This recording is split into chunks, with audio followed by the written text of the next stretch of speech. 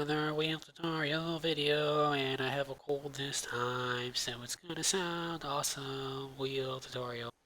So, cartwheels. These are actually one of the easiest tricks you can do on a sewer wheel.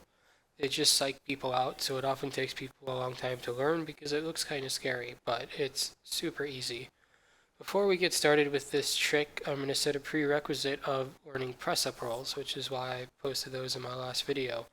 Those are a really great trick to get you comfortable putting your hands on the floor, and then for this trick, you won't have to worry about crushing your fingers or putting your hands down. So make sure you learn those and get your pair of knee pads that you should have already had from the press up rolls video.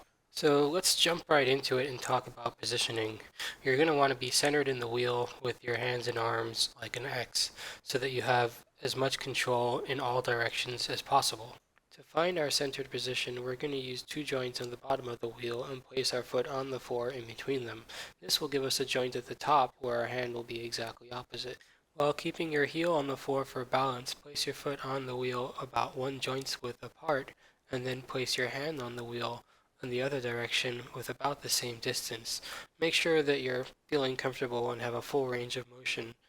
Let's see how this looks from the side view. As you may notice, I'm holding the wheel out in front of me at an angle rather than straight up. This is because I want to do my cartwheels in a circle and not a straight line, which leads us to our next topic of trajectory. Now, if you're used to doing cartwheels on the floor, they go in a straight line, which you should know how to do before trying this trick. But if you try to do a straight line cartwheel in a sear wheel, it's going to end up kind of wobbly because the wheel is moving relatively slow, so it's going to zigzag back and forth. The problem with zigzagging is that at some points you fall forward onto your knees, and at other points you fall backwards onto your head, which is really bad, so we want to avoid that. So what we're going to do instead is do our cartwheel along a 45-degree curve. This way you're always going to fall on your feet and knees, which will be covered in pads, and life is good. The goal of this cartwheel is to be upside down at a 45-degree angle, and then right side up again when you hit 90. And that way it all works out nice and even. While this represents an ideal and perfect cartwheel, you may find that while training it, you actually only want to do, or at least aim to do, 45 degrees over your full cartwheel.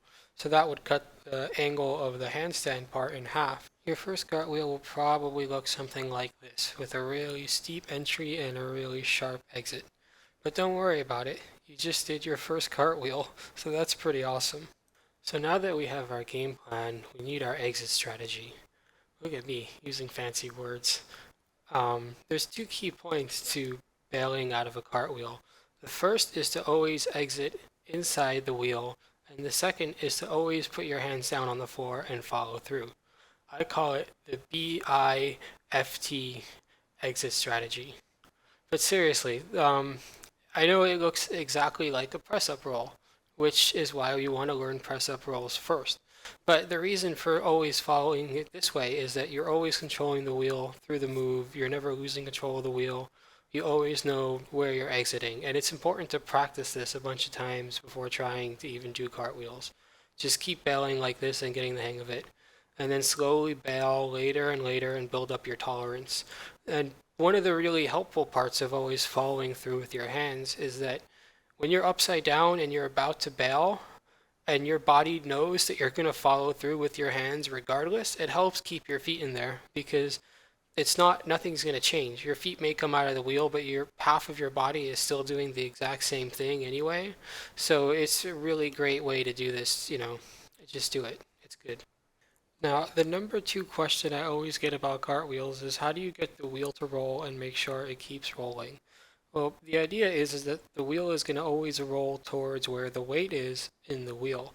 So you want to shift your weight forward towards the wheel. You don't want to push your hands forward. You want to actually bring your knees forward and throw the wheel in that direction with your weight, and then follow through with your hands.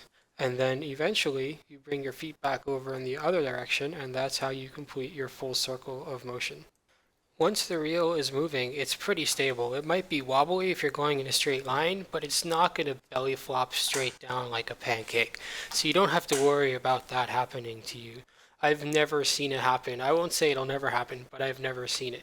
Beyond that, there's really only one other thing to know about cartwheels, which is that you're moving sideways. So you want to put your hands to your side, not down in front of you. You're not doing a handspring, you're doing a cartwheel. So you're putting one hand down and the other hand is still sideways when that hand is down.